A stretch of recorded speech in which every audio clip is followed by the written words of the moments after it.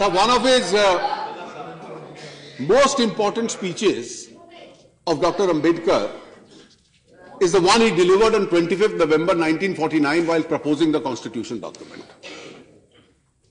It was quoted yesterday in the other house that constitution ultimately successful depend on the men who administer the constitution.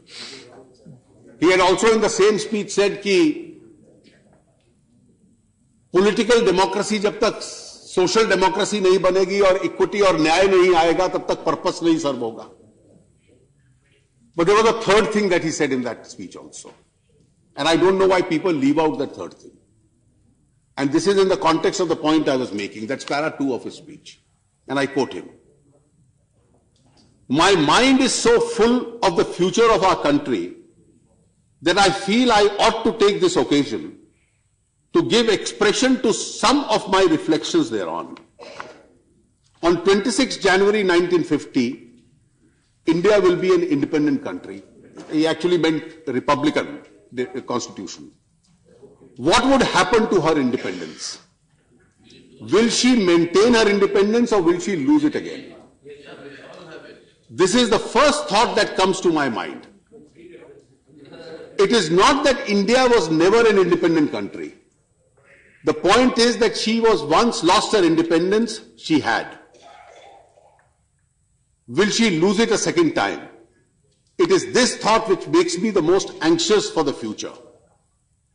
What perturbs me greatly is the fact that not only India has lost her independence, but she lost it by the infidelity and the treachery of some of her own people. In the invasion of Sindh by Muhammad bin Qasim, the military commanders of King Dahar accepted bribes from the agents of Muhammad bin Qasim and refused to fight on the side of their king. It was Jaichand who invited Muhammad Gauri to invade India and fight against Prithviraj and promised him to help of himself and the Solanki kings. When Shivaji was fighting for the liberation of Hindus, the other Maratha noblemen and the Rajput kings were fighting battle on the side of the Mughal emperors. When the British were trying to destroy the Sikh rulers, Gulab Singh, their principal commander, sat silent and did not help to save the Sikh kingdom. And he goes down. What do these views indicate? When countries are challenged, the countries have to speak in one voice. And therefore, those who seek to destroy sovereignties, the countries cannot be seen to be ever supporting them.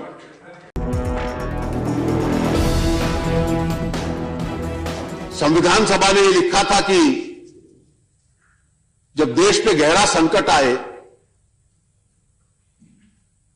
तो मौलिक अधिकारों को suspend किया जा सकता है. The original constitution provided that Article 21,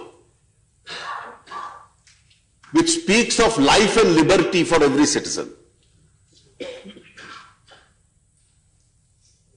and that life and liberty cannot be denied to anyone without a due process. The constitution had used a different language, but the courts have interpreted it more liberally now. During the 1970s, one of the biggest challenges we faced was Article 21 was suspended. And the government succeeded in convincing the Supreme Court that if Article 21 is suspended, because it was suspendable, the citizens of India have lost the right to life and liberty.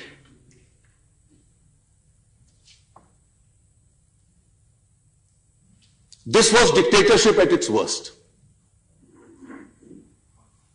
सबसे बड़ा अधिकार जीने का अधिकार है. आज तो television की स्क्रीन पर कोई आदमी आकर गैर जिम्मेवार बयान दे दे तो हम उसको इंटॉलरेंस मान लेते हैं. उस वक्त तो यह स्थिति थी कि आपको नाजायज तरीके से आपका जीवन भी छीन लिया जाए. Of Of course, there is no comparison. The difference is between a mouse and a molehill.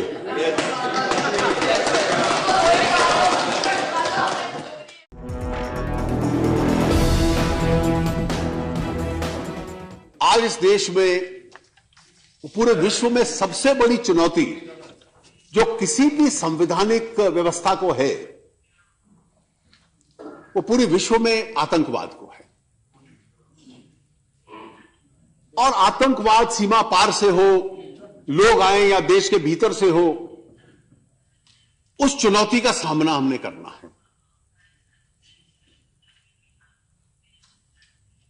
कई बार वोट की राजनीति के लिए किसकी कितनी निंदा की जाए, हम इसमें संकोच करते हैं। यह इसी 65 वर्ष का एक परिणाम है।